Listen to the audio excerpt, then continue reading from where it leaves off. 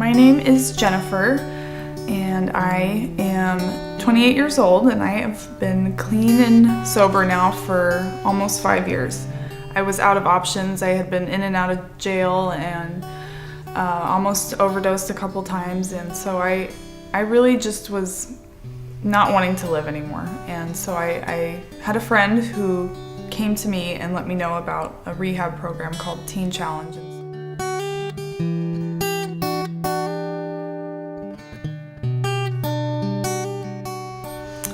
My name is CeCe.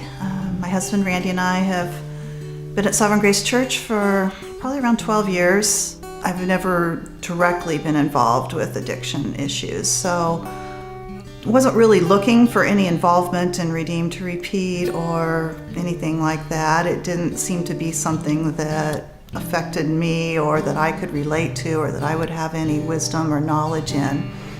So when Liz approached me about meeting with Jennifer, she told me that there was a girl, said she just needs someone besides me. She needs another friend, someone to talk to, and she told me a little bit of her background, and I was just kind of overwhelmed. I said, I don't know. I don't know anything about any of that. I've been a homeschool mom for the past 15 years, and my whole life, adult life, has been in the church and around homeschool families and Christian families, and I haven't really experienced any of these kinds of things. I don't know that I have anything to give to Jen or any wisdom for those kinds of situations. And so Liz just encouraged me to give it a try, and I prayed about it and thought, well, I don't know if this will go anywhere. I don't know if I have anything, but if it's something God wants me to do, then He'll provide. So I agreed to meet with Jen, and we met the first time in a coffee shop and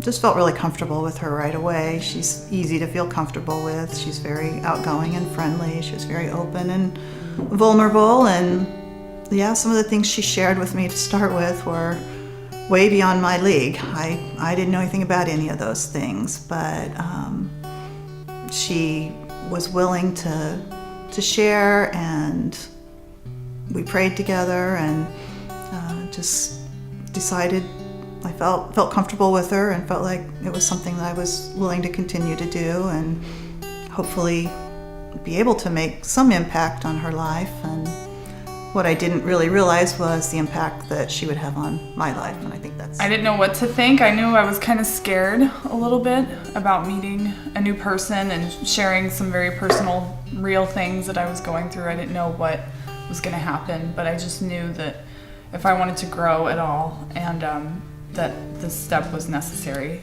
I grew in leaps and bounds, and also her perspective was much different than mine, coming from a background without any addiction or the same struggles I had, but it was all the same struggle underneath. It was sin, and so she was able to speak into my life the truth, like what God's truth was about all of these hard things I was going through. And I think with Jen and I wouldn't really call it discipleship per se, and I think that's one thing that, there is a very structured discipleship program that you can do through Redeem to Repeat, but that is probably designed more for those who are more recently coming out of addiction and trying to get back on their feet. So Jen and I, our time together, we've never done a study or a book or anything formal like that. It's just been getting together and talking about her struggles and offering encouragement, and me sharing things going on in my life and she offering encouragement to me. And it's really just developed into a friendship.